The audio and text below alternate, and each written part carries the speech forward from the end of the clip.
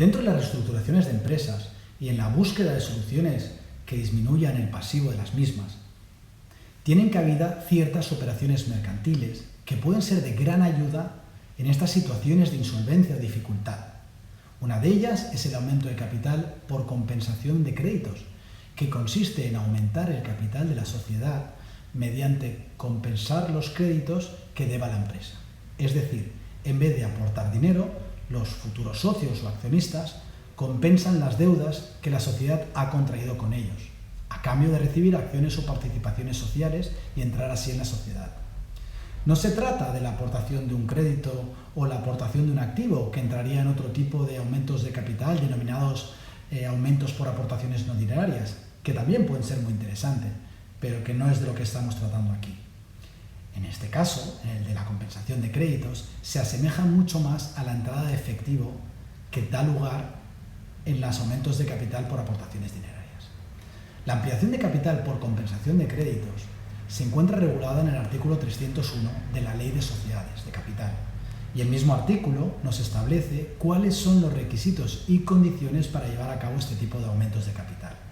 Cuando se trata de sociedades limitadas, la compensación de créditos en el momento en que se realice el aumento han de ser totalmente líquidos, vencidos y exigibles. No obstante, cuando hablamos de sociedades anónimas, los requisitos de que sea líquido, vencido y exigible ha de poderse aplicar al menos al 25% de los créditos que se desean compensar, y el resto de los créditos deberán cumplir con estos requisitos en el plazo máximo de 5 años. ¿Pero qué significan los conceptos líquido, vencido y exigible? Pues bien, un crédito es líquido cuando puede ser determinado y por tanto es una deuda cuantificable, por ejemplo, un préstamo o una factura. No sería cuantificable, por ejemplo, un crédito derivado de una reclamación que todavía no ha sido determinada o porque falta aplicar los intereses. Es decir, que no sabemos bien cuál será el importe del crédito con exactitud. El segundo concepto es el que el préstamo debe estar vencido. Se denomina un préstamo vencido cuando ya ha transcurrido el plazo fijado que se acordó para el pago del mismo. Si el préstamo está vivo porque no ha transcurrido el plazo para su amortización, no podrá ser compensado en capital. Aquí hay que tener en cuenta que también puede ser considerado como vencido los créditos en los que expresamente se ha acordado que el incumplimiento de alguna de las condiciones supone un vencimiento anticipado de la totalidad del mismo. Por ejemplo, un préstamo de 10 años, pagadero en cuotas mensuales, y en el que el segundo año se deja de pagar las cuotas mensuales. Si en el contrato de ese préstamo se establece que el impago de alguna de las cuotas supone la posibilidad de poder reclamar todo el préstamo, algo que es muy habitual, nos encontraríamos con que todo el préstamo ha vencido por incumplimiento en una de las condiciones y por tanto sería susceptible de ser compensado en capital en su totalidad.